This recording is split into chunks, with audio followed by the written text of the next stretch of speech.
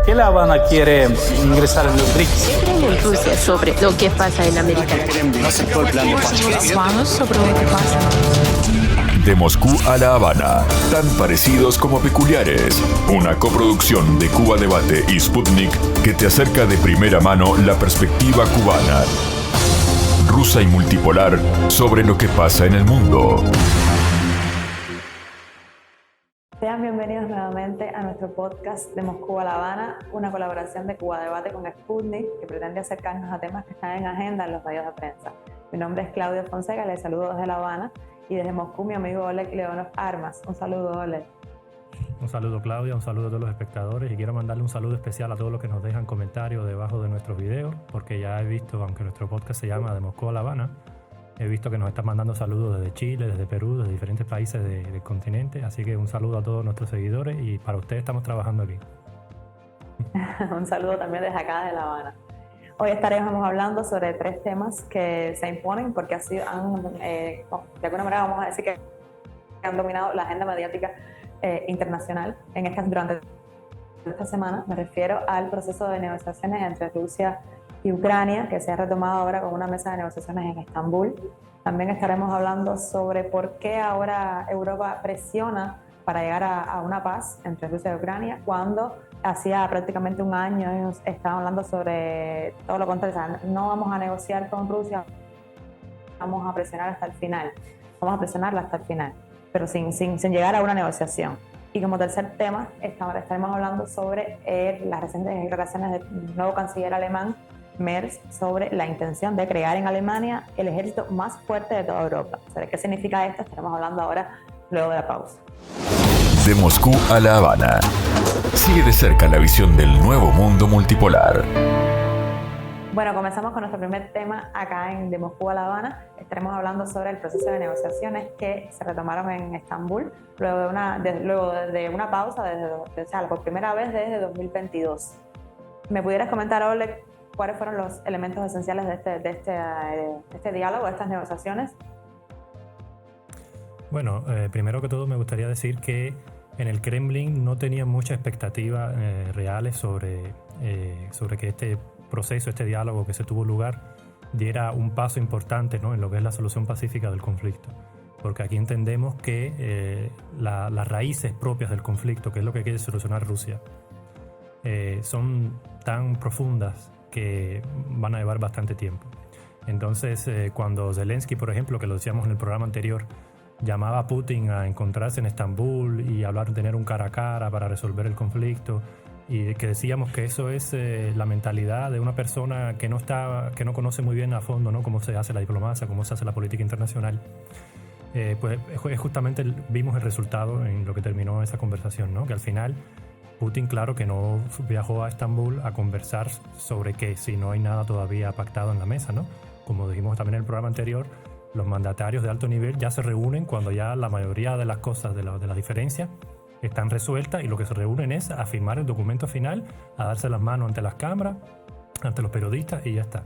O sea, Putin no tenía por qué viajar y pasarse un mes o 2 semanas, o lo que tome, estando en Estambul para negociar con Zelensky cara a cara. O sea, eso era imposible.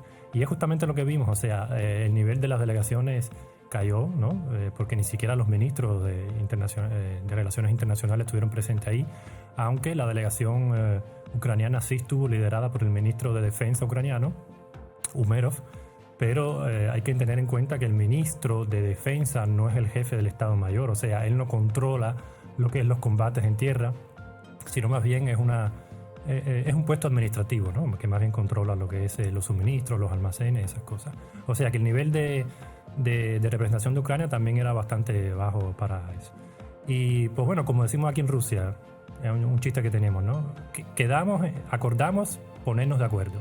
Y eso fue en lo que terminó esa negociación, y así es como lo vemos en Moscú, porque realmente lo que acordaron fue hacer un intercambio, ¿no?, de prisioneros. Eso fue lo más importante que ellos acordaron, que se podría ver más bien como un gesto humanitario, porque también entre Kiev y Moscú ya han habido muchos intercambios entre prisioneros, y para eso nunca han tenido que reunirse en Estambul, ¿no? Eso es como un primer paso para mostrar la disposición, ¿no?, buena, humanitaria, de que vamos a poco retomar la confianza y ver qué analizamos.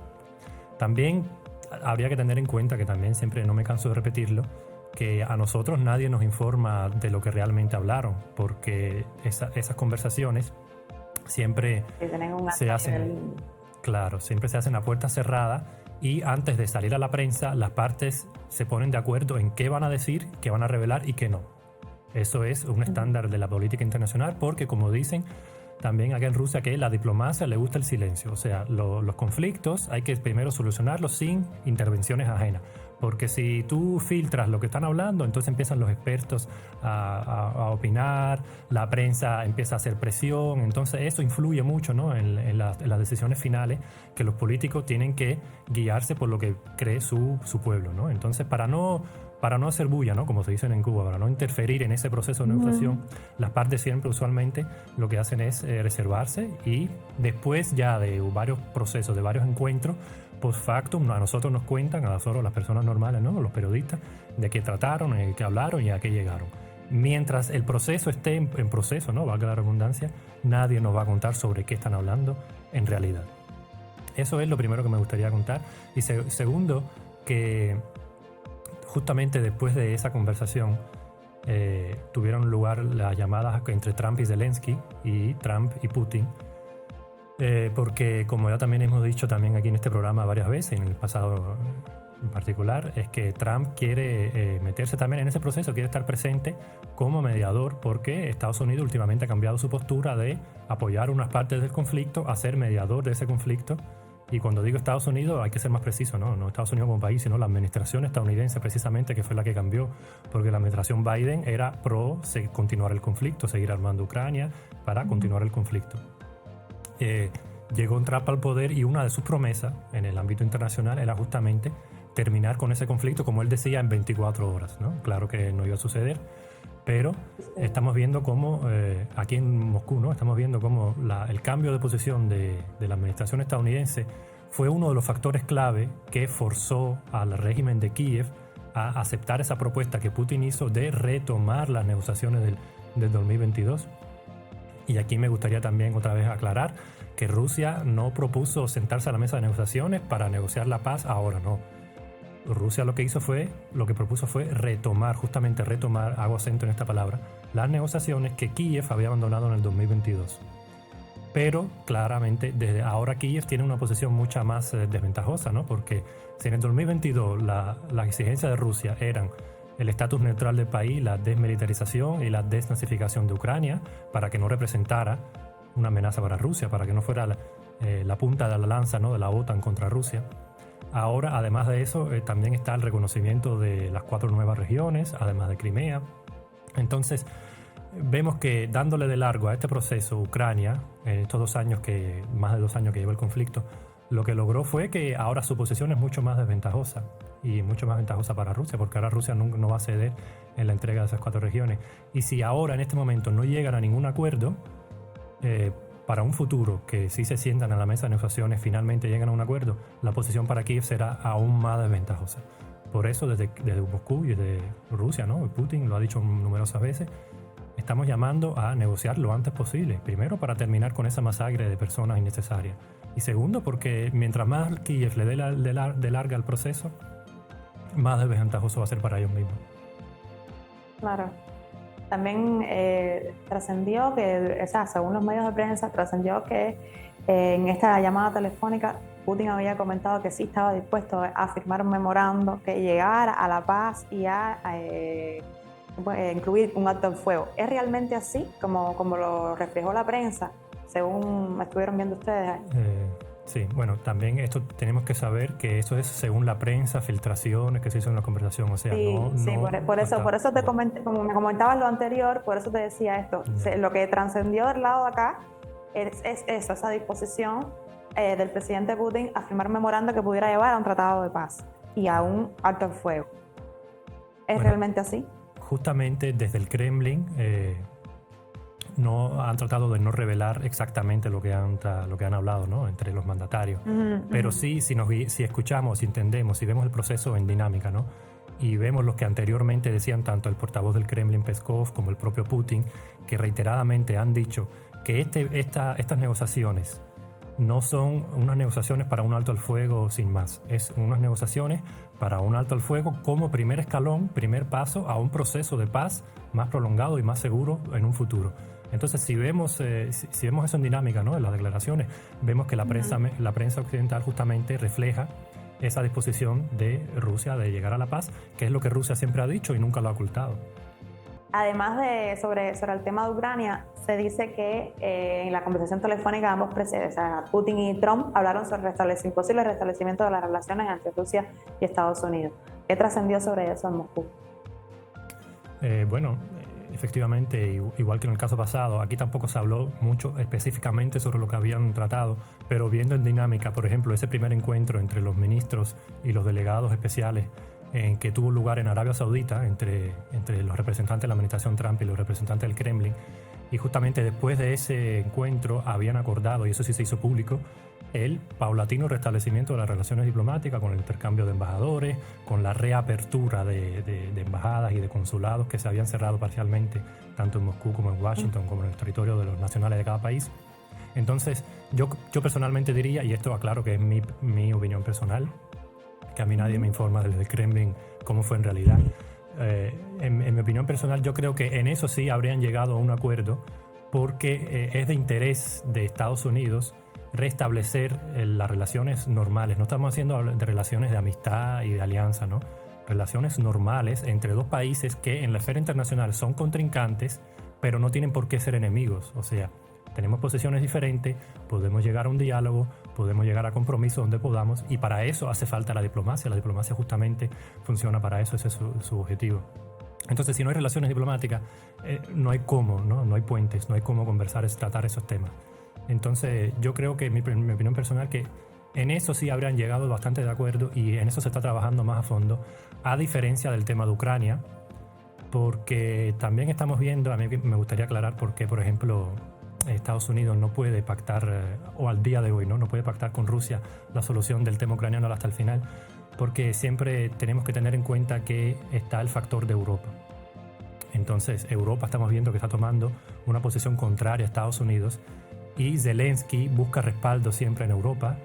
Vimos que precisamente justo en paralelo a esas negociaciones que tuvieron lugar en Turquía, Zelensky había viajado a Europa y participó en una reunión de la Comunidad Europea y se reunió ahí con varios líderes europeos. Entonces, todo eso era en paralelo. Y por un lado, Zelensky no puede decirle a Trump directamente en la cara, ¿no?, como se dice, no puede decirle que no vamos a negociar con Rusia y punto. O sea, tiene que acceder a esa negociación porque Estados Unidos está presionando para quedar bien ante ante Trump y la comunidad internacional, ¿no?, de que sí, nosotros estamos dispuestos a negociar, pero por otra parte, en paralelo, con una mano hacer una cosa y con la otra hace otra, viaja a Europa a buscar respaldo, mientras que Europa es partidaria justamente de seguir continuando con ese conflicto y no ceder a ninguna negociación ante Rusia. Ya. Otro tema que también ha trascendido de acá en América Latina es la declaración del vicepresidente del Consejo de Seguridad de Rusia, Dmitry Medvedev, perdóname el ruso mío que es fatal, que el vicepresidente del Consejo de Seguridad de Rusia dijo que esta es la última oportunidad para Ucrania de seguir existiendo como Estado. ¿Qué quiso decir exactamente con esto? Bueno, acá en Rusia Dmitry Medvedev es bastante conocido por hacer declaraciones bastante fuertes.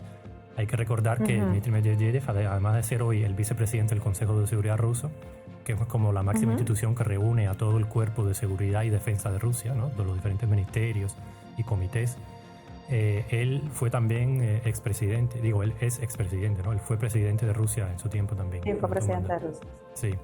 Entonces, como presidente, él tuvo que ser muy diplomático, muy cordial con todo, siempre buscó el acercamiento con Occidente, ese famoso restablecimiento de la relación entre Medvedev y Obama, o al menos intento de restablecer las relaciones, aunque después sabemos que todo se vino abajo cuando Estados Unidos empezó a bombardear Libia y apoyar a los grupos extremistas en Siria. Todo ese intento de restablecimiento de las relaciones entre Washington y Moscú se vino abajo.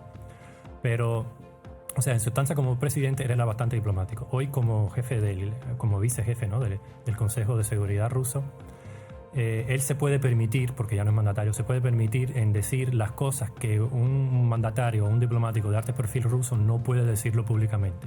O sea, lo que Putin como presidente no puede decir en público, o lo que Lavrov como ministro de Exteriores, ¿no?, de Rusia no puede decir en público porque es un diplomático y siempre tiene que mantener una retórica bastante diplomática, claro, con lo que pasa en el mundo, pues para eso está Medvedev, y él dice las cosas como son, ¿no? O sea, dice, esto podría ser la última oportunidad que tiene Ucrania para sobrevivir como Estado, y lamentablemente es la realidad. Y él lo dice como una advertencia, porque también en Occidente lo están tomando como un ultimátum. Es una advertencia. Por favor, entren en razón, acudan a esas negociaciones, porque si no van a terminar mal. Así es como hay que leer este mensaje. Claro que él lo dice bastante fuerte, pero a veces a una persona hay que decirle las cosas fuertes para que entiendan, porque de la forma diplomática no entienden, y lamentablemente vemos que es el caso del régimen de Kiev. Ya. Entonces hagamos una pausa y vamos al segundo tema. Con curiosidad, de Moscú a La Habana, rompiendo los clichés de la propaganda globalista. Este segundo tema está quizás un poco relacionado con lo que veníamos conversando de esa intención de Europa de mantenerse fuerte, ¿no? De mantenerse hegemónica en la región. A Europa me refiero como bloque, Unión Europea, la OTAN, me refiero en ese sentido. Y llamó la atención precisamente esta semana unas declaraciones del canciller alemán Merz sobre la intención que tiene como parte de su gobierno de volver a fortalecer el ejército alemán. Incluso dijo que convertirlo en el ejército más fuerte de toda Europa. ¿Cómo se interpretó esto desde Moscú? Bueno, acá en Moscú esas declaraciones de Merz tuvieron bastante resonancia. O sea, para nosotros los rusos, el que desde Europa digan que quieren retomar, ¿no?, el camino de la militarización, y más cuando es contra Rusia, eso a nosotros nos alerta mucho. A mí, a nuestros espectadores, ¿no?, a todos nuestros radioyentes, me gustaría aclararle que históricamente, si vemos la historia de los últimos 500 años, hemos visto como cada siglo, desde Europa, Rusia sufre diferentes invasiones, ¿no? Pasó en el siglo XIX, en el siglo XX con Hitler, pasó en el siglo XIX con Napoleón, en el siglo XVIII con los suecos, también invadieron Rusia. En el siglo XVII fueron los polacos los que invadieron Rusia, incluso tomaron Moscú. O sea, si vemos la historia de las relaciones Rusia, el resto de Europa, vemos que cada siglo Europa hace un intento, o algún país europeo hace un intento de venir a Rusia, conquistarla, masacrarla, ¿no? Entonces, para nosotros eso nos queda como una memoria histórica bastante preocupante para nosotros, que desde una capital europea, sobre todo desde un país como Alemania, que hasta hace poco invadió, ¿no?, la URSS en aquel momento, y dejó unas bajas soviéticas de 27 millones de personas, esa invasión. Entonces, para nosotros es bastante preocupante. En el siglo XXI hasta ahora no ha habido ninguna invasión desde Europa y esperemos que nunca suceda. También hay que tener en cuenta que todas esas anteriores invasiones terminaron mal para esos países europeos que intentaron, ¿no?, tanto para la Alemania nazi como para el imperio de Napoleón, como para los suecos, que en su época eran el país más fuerte de Europa hasta que se enfrentaron a Rusia y perdieron, igualmente con los polacos, ¿no? Entonces, esas historias siempre terminan mal para Europa, pero a costa de la sangre y el sudor de los ciudadanos rusos comunes. Entonces, a nosotros eso nos preocupa bastante. También me gustaría aclarar aquí que sus declaraciones vienen en un momento en el que la propia Europa, y Alemania en particular, están sufriendo una crisis económica bastante fuerte, porque precisamente Alemania, si vemos su estadística económica hasta hace poco, no es que estaba estancada, sino que incluso llegó hasta sufrir recesión económica, o sea, caía. Y tenemos la ilusión de que Alemania es la potencia económica de Europa, que lo es, pero no es lo que uno espera escuchar desde Berlín, ¿no?, que es su recesión económica. Su recesión económica precisamente viene acompañada con ese enésimo paquete de sanciones que están tomando en Europa contra Rusia, porque hay que saber, si vemos la historia de los últimos 30 años europeos, todo el bienestar y toda la salud económica de Europa, ¿no?, por decirlo de alguna manera, estaba basada en que subsistía a costa de los recursos energéticos económicos que compraba en Rusia. Cuando cortaron ese suministro, cuando se dispararon ellos mismos en el pie, por razones ideológicas, no por razones económicas, ahora cayeron en una recesión y están sufriendo una oleada más, ¿no?, de esta nueva crisis. ¿Por qué digo esto de la economía? Porque para armar un ejército fuerte y tener unas fuerzas armadas como él quiere hacer, ¿no?, la más potente de Europa, se necesita mucho dinero. O sea, eso requiere de mucho dinero. Sí, por decirlo, un proyectil de artillería moderno en Alemania cuesta 6.000 euros. 6.000 euros un proyectil. Y lo están suministrando a Ucrania. O sea, que no es que no puedan, pero es que eso va a ser un gasto enorme. Si ya no pueden con solamente mantener los suministros adecuados a Ucrania, porque no están pudiendo, ¿cómo vamos a hablar de que Alemania se va a rearmar de la forma que quiere? O sea, ¿a costa de quién? Y aquí hago la pregunta a lo que venía todo eso. A costa del ciudadano común europeo. O sea, ¿qué le van a quitar al ciudadano común europeo en salud o en educación o en vida cultural? ¿Qué le van a quitar para poder suministrar ese plan? Porque de otra forma yo no veo de dónde puedan sacar esos dineros. Está claro, ¿no? Yo tengo aquí anotado, estuve buscando algunos datos que dice que se aumentará, la pretensión es aumentar el presupuesto de defensa en 60.000 millones de euros a partir de este año en adelante, lo cual representaría más de un 15% de aumento en el presupuesto militar, para poder llegar a ese también 2% que exige la OTAN, ¿no? Como parte de la militarización que ellos siempre han querido mantener en Europa. Además, dice que faltarían alrededor de 100.000 soldados para complementar ese ejército de 260.000 soldados que tienen actualmente, llegar a una cifra de 460.000 soldados de un ejército convencional, según las pretensiones que está hablando el canciller.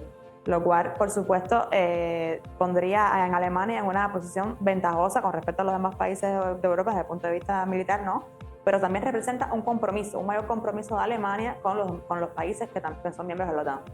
¿Qué creen ustedes sobre este aspecto? Bueno, pues lo mismo, más o menos lo mismo que dije anteriormente. O sea, son 60.000 millones de euros que van a destinar y que no son suficientes a rearmar, ¿no?, sus fuerzas armadas. No son suficientes, claro. Sí.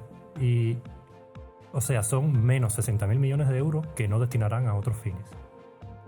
Y por eso venía mi pregunta, ¿no? O sea, ¿a costa de quién van a sacar ese dinero?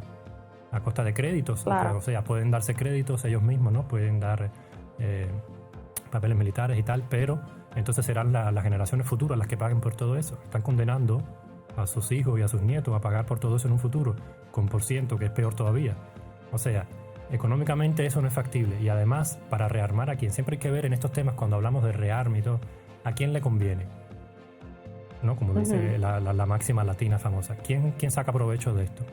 Porque si hay una diferencia entre la industria militar europea, ¿no?, o estadounidense, y por ejemplo, la industria militar rusa, es que la industria militar estadounidense y europea en general es particular, ¿no? Son comerciantes particulares que sacan provecho de ese dinero. O sea, MES quiere quitarle dinero a los ciudadanos comunes, ¿no?, de sus escuelas y su salud, para destinárselo a las grandes armamentistas occidentales que se van a enriquecer y se van a lucrar con eso. Entonces, para ellos sí les conviene que todo se rearme. Por eso ellos lo promueven, ¿no? El lobby militar en Europa, el lobby militar en Estados Unidos sabemos que también es bastante fuerte. Ellos promueven todo eso, la creación de nuevas fábricas, nuevos proyectiles, porque ellos se lucran de eso.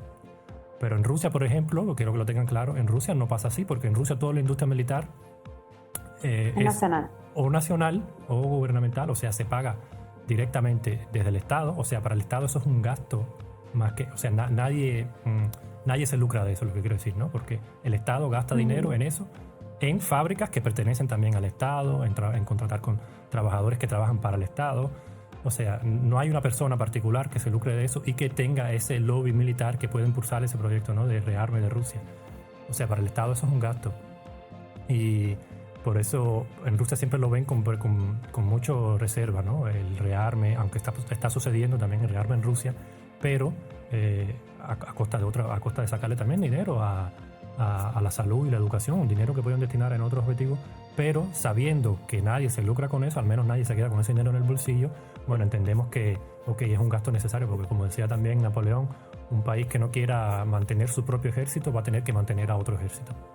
Entonces es la máxima que está siguiendo Rusia, pero con esa diferencia que por eso le dedico tanto tiempo a esto, que me gustaría aclarar, que cuando vemos que en Europa o en Occidente hablan de rearme, de necesidad de rearme, y para eso también exageran mucho la amenaza rusa, siempre hay que tener en cuenta a quién le conviene amenazar la amenaza rusa para lucrarse de eso finalmente. Siempre hay que tenerlo en cuenta. Está claro. Y lo más llamativo quizás es que sucede esto en medio también del proceso de negociaciones para llegar a una paz entre Rusia y Ucrania, un conflicto que es la base, es precisamente esa amenaza de la OTAN acercándose al territorio ruso. O sea, llama la atención desde el lado de acá esas declaraciones. No sé si ustedes lo ven así también. Sí. Es justamente lo que estaba diciendo en la primera parte del programa. Que mientras en Moscú llaman, ¿no?, a retomar ese proceso de paz, mientras que Estados Unidos presiona a Kiev para que retome ese proceso de paz, Europa hace todo lo contrario, promoviéndole a Rusia, lanzándole el ultimátum a Rusia de que mantenga un cese al fuego de 30 días, pero sin hablar de la paz posterior. O sea, ese cese al fuego de 30 días, ¿para qué es? Para rearmar a Ucrania, para que se reestructure sus fuerzas armadas que están perdiendo terreno y después continuar con el conflicto. Si es así, entonces Moscú no participa en eso. Moscú no va a participar en unas negociaciones sin un final claro, ¿no? Negociamos para llegar a un acuerdo final, no para un cese al fuego para después continuar el conflicto. Y volviendo a la primera parte de tu pregunta de que por qué Europa ahora es que impulsa ese cese al fuego, ¿no?, ese proceso, y no hace un año, por ejemplo. Sí.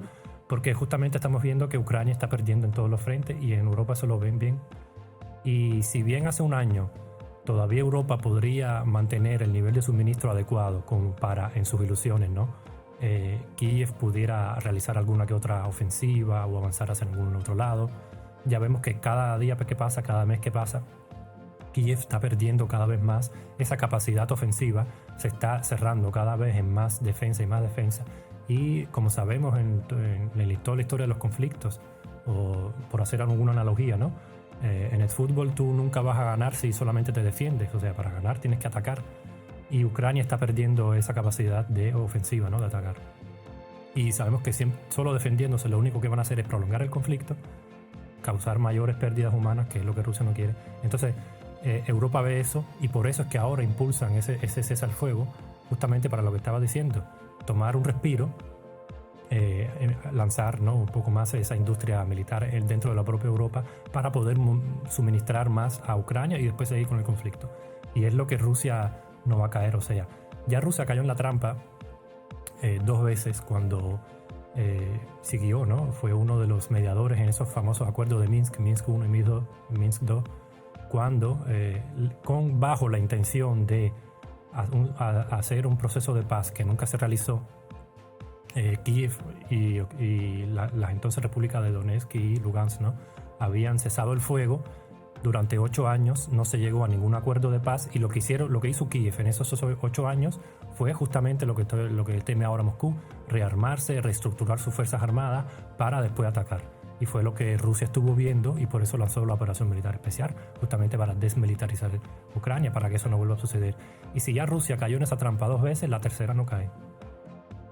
Claro, está claro. Bueno, entonces esto ha sido todo por hoy en nuestro podcast de Moscú a La Habana, una colaboración entre Sputnik y Cuba Debate que pretende acercarnos a temas que están en agenda en los medios de prensa. Les reitero mi saludo desde acá de La Habana, y desde Moscú mi amigo Oli también les reitero el saludo. Bueno, un saludo a todos y nos vemos en el próximo programa.